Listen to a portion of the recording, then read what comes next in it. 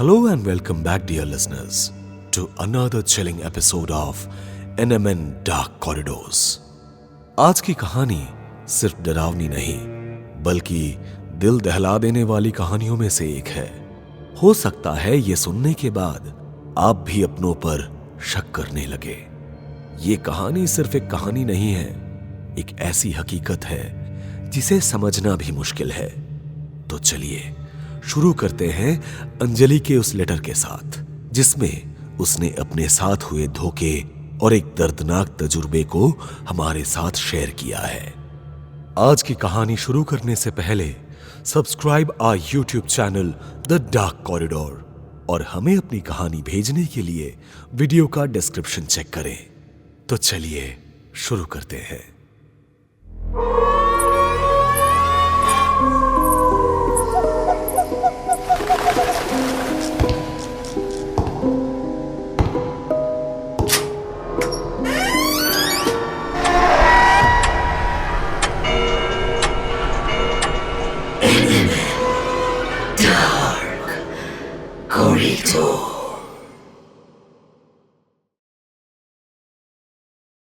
अक्सर लोग अपने रिश्तेदारों की जब बात करते हैं तो अच्छे से ज्यादा बुरा सुनने को मिलता है।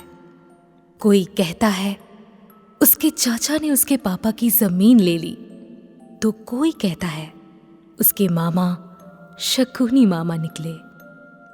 ऐसा नहीं है कि सबके ही रिश्तेदार बुरे होते हैं।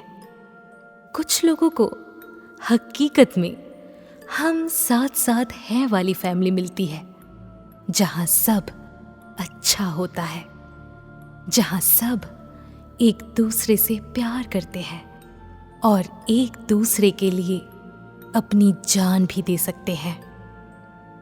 पर मेरे केस में ऐसा बिल्कुल नहीं था। मेरे परिवार में मेरे रिश्तेदारों की कुछ ऐसे डरावने राज थे जो शायद मुझे कभी पता ना चलते तो ज्यादा अच्छा रहता। मेरी जिंदगी दूसरे लोगों से काफी अलग रही है। जब मैं पैदा हुई थी तब से ही मुझे एक ऐसी बीमारी है जिसका कोई इलाज नहीं। इसी बीमारी की वजह से मेरी तबीयत हमेशा खराब रहती थी। बचपन से ही बाकी बच्चों की तरह मैंने ना खेला कूदा और ना ही नॉर्मल स्कूल गई। अगर मेरी कहानी में इतना ही दुख होता तो शायद मैं मान भी लेती, मगर ये काफी नहीं था। शायद इसीलिए मुझसे मेरे माँ बाप का साया भी छीन लिया गया।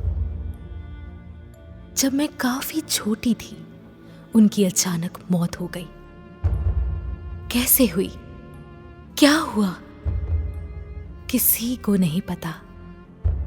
बस एक दिन वो दोनों गायब हो गए और कुछ दिन बाद उनकी मौत की खबर आ गई। मेरे माँ बाप के मरने के बाद मेरी मासी ने मुझे पाला पोसा।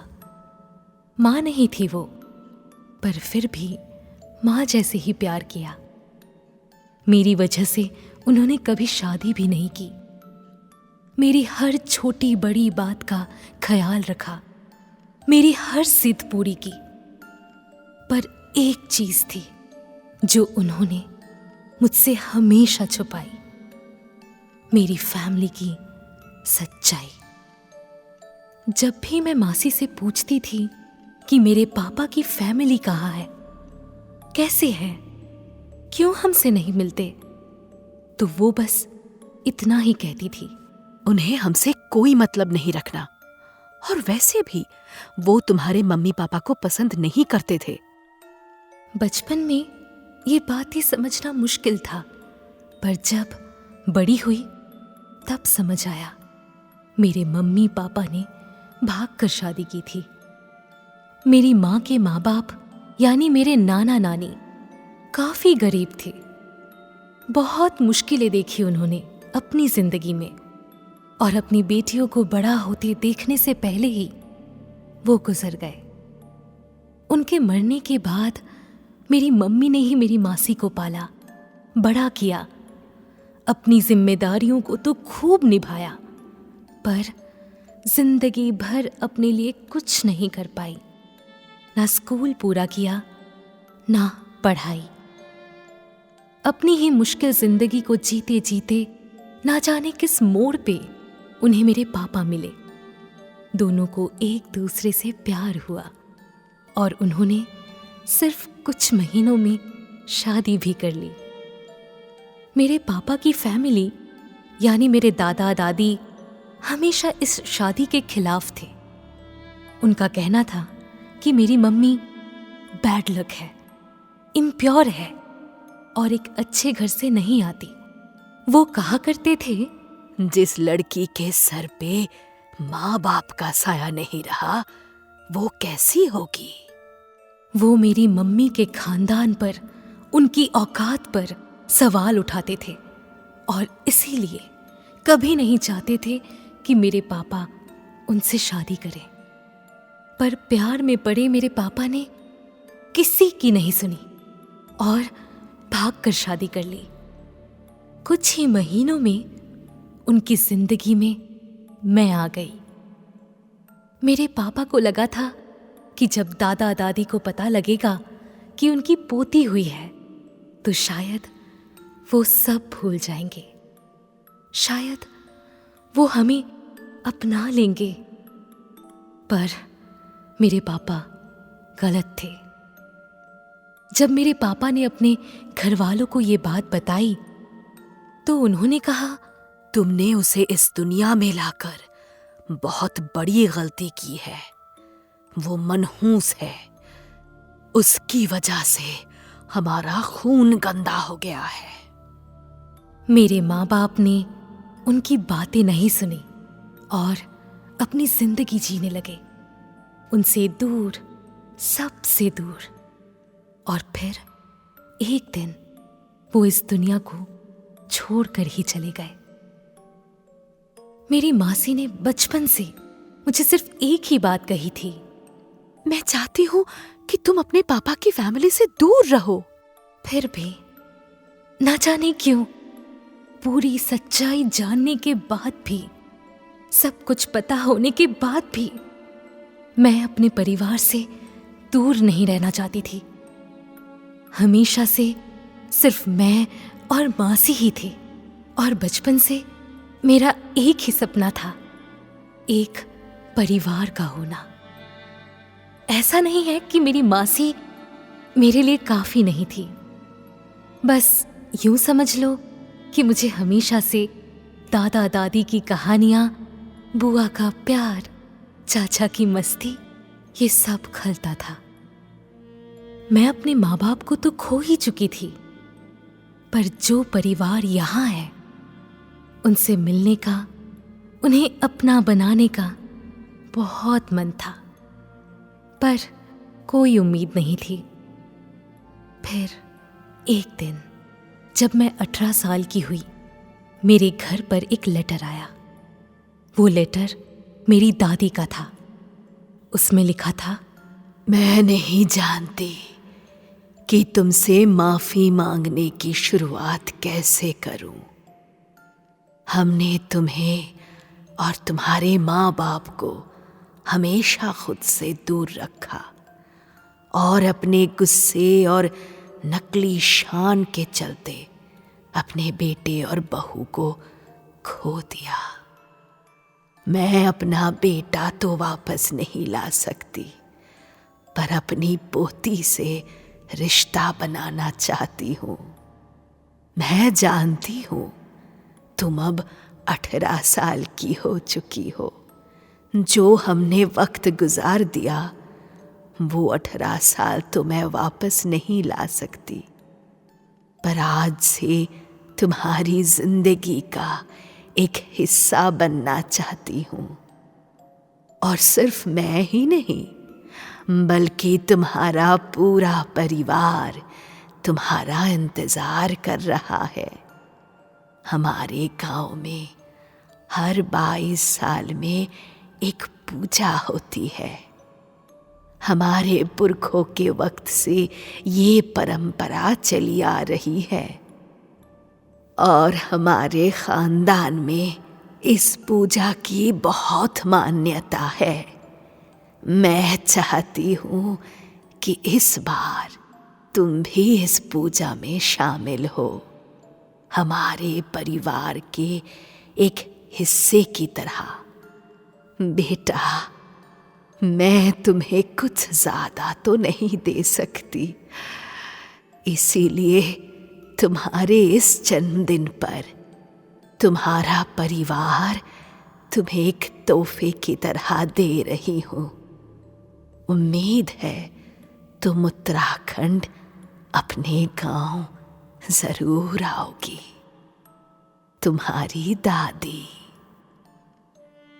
जब मैंने ये चिट्ठी पढ़ी मुझे बहुत अच्छा लगा।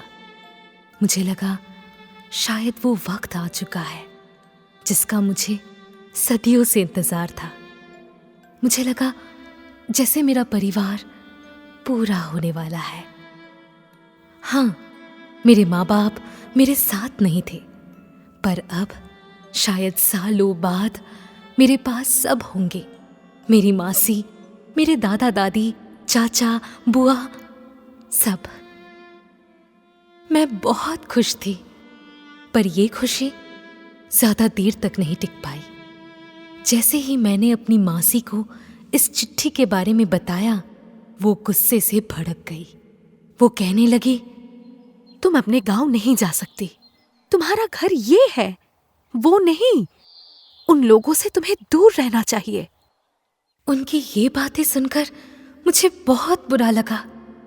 मैं अपने आंसू रोक ही नहीं पाई और रोने लगी। मैं जानती थी कि मेरी मासी मुझे तकलीफ नहीं पहुंचाना चाहती है। मैं ये भी जानती थी कि उनकी बातें और उनका फिक्र करना गलत नहीं था, पर फिर भी मुझे ऐसा लगा जैसे वो मेरी खुशियों के बीच आ रही है। मैं रोते हुए उस कमरे से चली गई। शायद ये मेरी मासी देख नहीं पाई और मेरी जिद के आगे हार गई। वो मान गई कि मैं अपने गांव जा सकती हूं, लेकिन एक शर्त पर। अगर तुम्हें हल्का सा भी शक हुआ कि कुछ गड़बड़ है तो तुम तुरंत मुझे फोन करोगी और मैं तुम्हें वहां से ले आऊंगी। मुझे ये शर्त मंजूर थी, क्योंकि मैं जानती थी कि मेरी मासी सिर्फ मेरा भला चाहती थी। पर फिर भी मुझे यकीन था कि ऐसा कुछ करने की जरूरत नहीं पड़ेगी।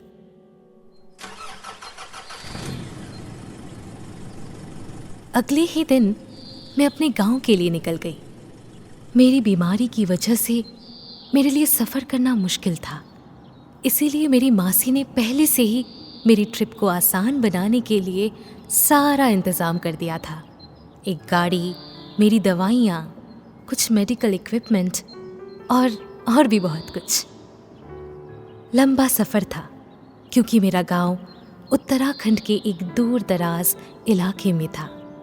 पर फिर भी पहली बार अकेले इतने दूर सफ़र करने के लिए मैं बहुत एक्साइटेड थी। जैसे ही मैं अपने गांव पहुंची, वहां बहुत सारे लोगों ने मेरा स्वागत किया। सब मुझे देखते ही गले लगाने लगे, मुझसे ढेर सारी बातें करने लगे, प्यार जताने लगे। मुझे ये सब देखकर रोना आ गया।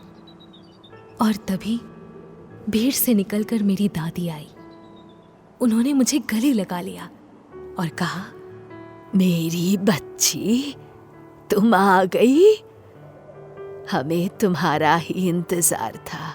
तुम्हारी आंखें तो बिल्कुल तुम्हारे पापा पे गई है। ये कहकर मेरी दादी मुझे अंदर ले गई, मेरे कमरे तक। उन्होंने कहा, बेटा, तुम अभी आराम करो। सबको मेरी बीमारी के बारे में पता था, इसीलिए मेरा खूब ख्याल रख रहे थे।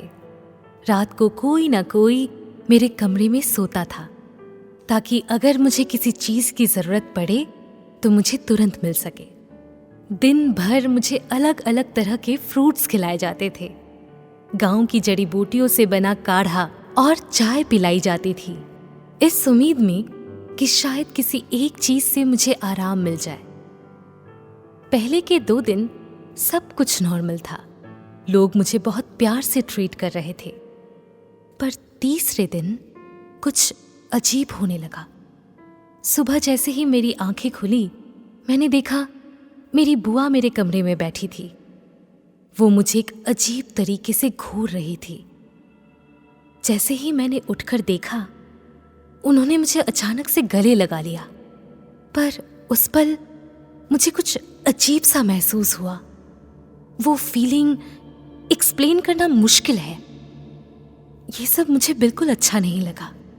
ऐसा लगा मानो मेरा दिमाग मुझे वार्निंग दे रहा हो, कुछ तो गलत है। मेरी बुआ, जिन्होंने अपना नाम शालिनी बताया था, वो मुझे नीचे लेकर गई।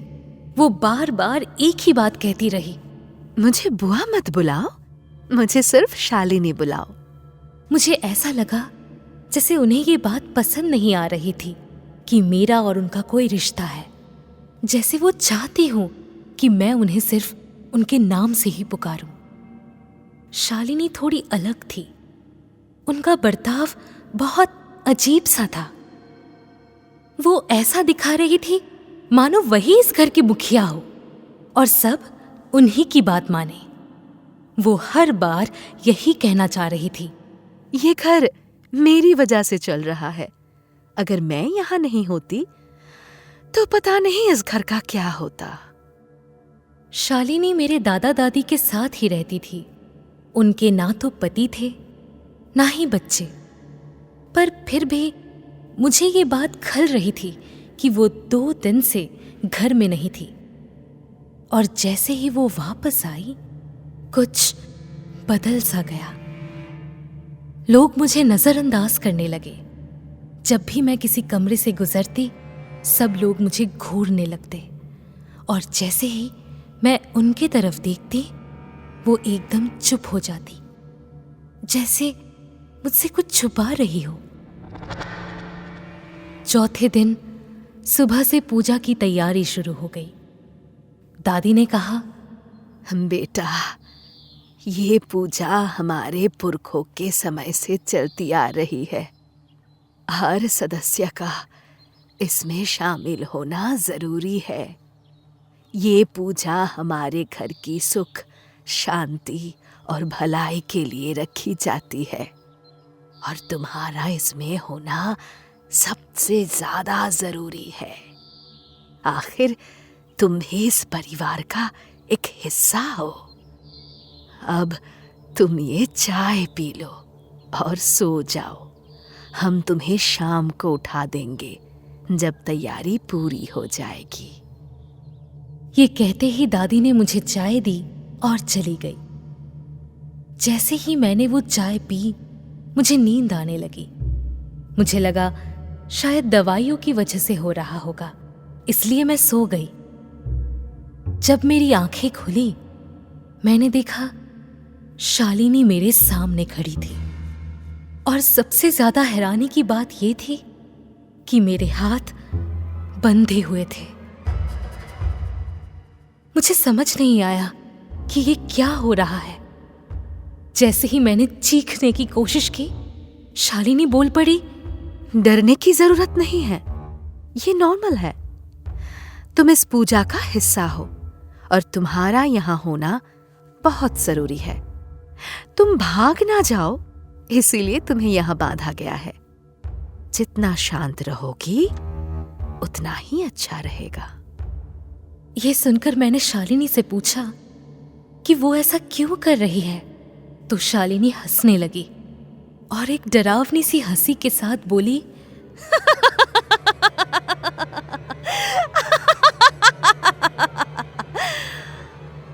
अगर तुम्हें पता चल गया कि तुम्हारे साथ क्या होने वाला है तो तुम भाग जाओगी। इसीलिए तुम्हें बांधा गया है। और इससे पहले कि तुम कोई फिल्मी ड्रामा करो और मुझसे सवाल करो, मैं खुद ही बता देती हूं। शालिनी जैसे ही मेरे पास झुकी, मेरी दिल की धड़कनें तेज हो गई। उसने धीरे से कहा, इस घर में हर 22 साल बाद एक बलि दी जाती है। एक ऐसे इंसान की जो कमजोर हो, जो इस घर के किसी काम का नहीं रहा हो। ज्यादातर ये बीमारी से जूझ रहे बच्चों या बूढ़ों की बलि होती है। ये सिर्फ हमारी प्रथा नहीं है, ये एक शक्ति है जो हमें सालों से बचा रही है, हमें खुश रखती है, दुख दर्द से दूर रखती है। तुम्हारे बेवकूफ बाप ने एक गलती कर दी, उसने एक छोटी जात की लड़की से शादी कर ली, एक ऐसी औरत जिसने हमारी वंश की शुद्धता को बिगाड़ दिया। तुम्हारी रगों में उस औरत का खून है, तुम हमारी बर्बादी हो। ये सुनकर मेरी रूह कांप गई और मेरी आंखों से आंसू बहने लगे। सिर्फ हमारे लिए नहीं, तुम तो अपने माँ बाप के लिए भी मनहूस थी। तुम्हारी पैदाइश के तुरंत बाद उन दोनों ने अपनी जान गंवा दी। इस बार इस बलि के लिए तुम्हें चुना गया है, क्योंकि तुम कमजोर भी हो और एक बुरा साया भी। मेरी दुनिया एक पल में तबाह हो गई। मुझे समझ नहीं आ रहा था कि मैं करूं तो क्या करूं। जो परिवार मेरे लिए सपना था, वही मुझे खत्म करना चाहता था। मेरे पापा, क्या उन्हें ये सब पता था? क्या वो भी इस अंधविश्वास का हिस्सा थे? क्या मेरे माँ बाप का मरना एक हादसा था? क्या इन्हीं लोगों ने उनका खून किया? मेरे दिमाग में बस यही सब चल रहा था। मुझसे कुछ बोला भी नहीं गया, मैं बस रोने लगी।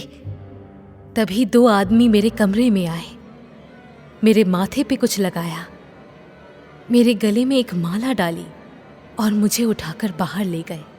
बगीचे में वहीं सब लोग खड़े थे जो मुझे इतने दिनों से प्यार जता रहे थे। मेरे दादा दादी, मेरे सारे रिश्तेदार वहीं मेरी बलि देने का इंतजार कर रहे थे। आज उनकी आंखों में प्यार नहीं था, आज उनकी आंखों में बस एक रिवाज था, एक अंधविश्वास और मेरा अंत। मेरा रोना बंद ही नहीं हो रहा था। मुझे ऐसा लगने लगा कि शायद यही मेरा अंत है। शायद मैं सच में एक काला साया थी जिसे ये हटा देना चाहते थे। मुझे सिर्फ मेरी मासी की याद आने लगी। मुझे अफसोस होने लगा कि मैंने उनकी बात नहीं सुनी। क्यों आई मैं यहां? इतने में ही उन लोगों ने मुझे जमीन पर लिटा दिया।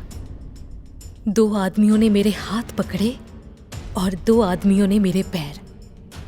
मैंने पूरी ताकत लगाई पर कोई फायदा नहीं हुआ। तभी भीड़ के बीच से एक तांत्रिक आया। उसके हाथ में एक छोटी सी पोटली थी। वो मेरे सर के पास बैठ गए और मंत्र बोलने लगे। पहले उसने मेरे थोड़े बाल लिए और फिर मेरे हाथों से खून लिया और खून की कुछ बूंदें लेकर एक कपड़े में बांध दी और फिर उसने मुझे जबरदस्ती एक अजीब सी चीज खिला दी। उस चीज का स्वाद बहुत ही अजीब था। मेरे अंदर कुछ बदलने लगा।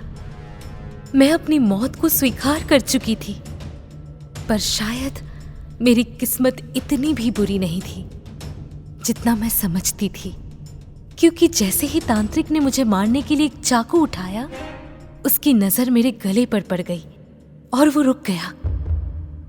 मेरे गले पर उसे एक निशान दिखा। वो मेरा बर्थ मार्क था। वो निशान बहुत बड़ा नहीं था और मेरे बालों से छुप जाता था, इसलिए शायद किसी ने कभी ध्यान नहीं दिया। सिर्फ मैं और मेरी मौसी ही इस बारे में जानते थे। बचपन में जब भी मैं अपनी मौसी से पूछती थी ये निशान मेरे गले पे कैसे आया, तो वो हमेशा मुस्कुराकर कहा करती थी, जब भगवान किसी से बहुत प्यार करते हैं और उस इंसान को धरती पर नहीं भेजना चाहते, पर फिर भी उन्हें उस इंसान को मजबूरी में धरती पर भेजना पड़ता है, तो वो उस इंसान के शरीर पे अपने आशीर्वाद के तौर पर एक निशान छोड़ देते हैं। ये निशान उस इंसान को बुरी नजर और बुरे ख्यालों से बचाता है।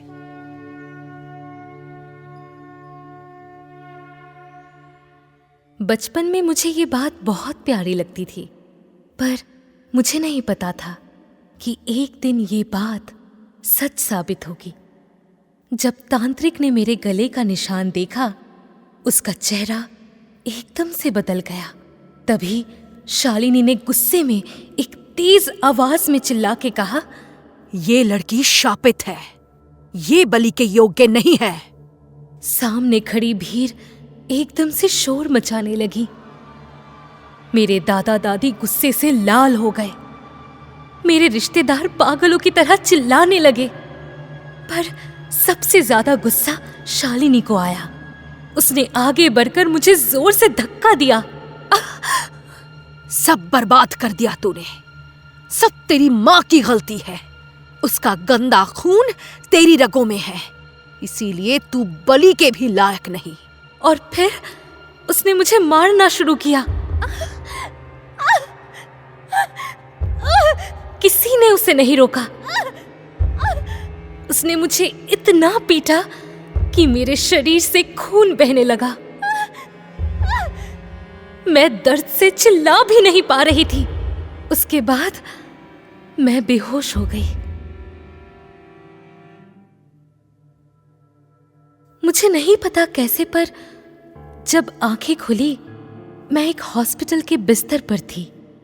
एक नर्स मेरे पास आई तो मैंने उससे पूछा कि मैं यहाँ कैसे आई, तो उसने बताया, तुम्हें एक आदमी ने जंगलों में पड़ा हुआ देखा था, वही तुम्हें यहाँ छोड़ गए।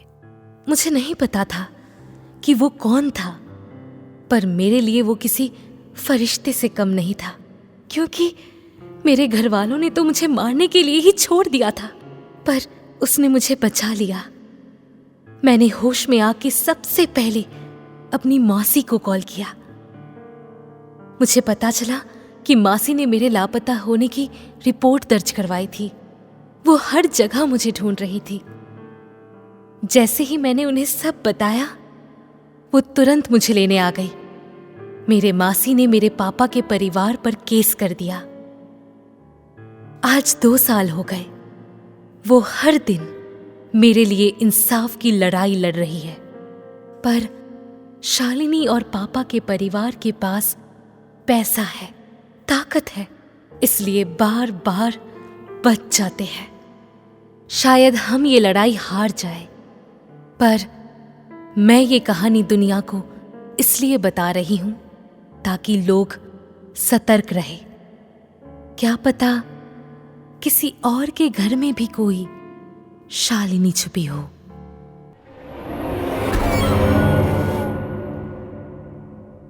सबसे पहले मैं अंजलि का शुक्रिया अदा करना चाहता हूं कि उन्होंने इतनी हिम्मत दिखाई और अपना दर्दनाक अनुभव हम सबके साथ शेयर किया। साथ ही आप सभी सुनने वालों का भी धन्यवाद जो इस प्लेटफॉर्म का हिस्सा बनकर उन लोगों को सपोर्ट कर रहे हैं जो अपने साथ हुई डरावनी हकीकतों को शेयर करने का साहस दिखाते हैं। इस कहानी पर कुछ कहना मुश्किल है, सोचना भी मुश्किल है कि कोई खुद की ही फैमिली के हाथों ऐसे दुख से कैसे गुजर सकता है। ये सच में हार्ट ब्रेकिंग था। इसलिए आज के एपिसोड को इसी नोट पर खत्म करते हुए मैं कहना चाहूंगा, हमेशा सतर्क रहिए, अपनी और अपनों की सुरक्षा का ध्यान रखिए और याद रखिए, कभी कभी डर का असली चेहरा वो होता है जिसे हम अपना सबसे करीबी समझते थे।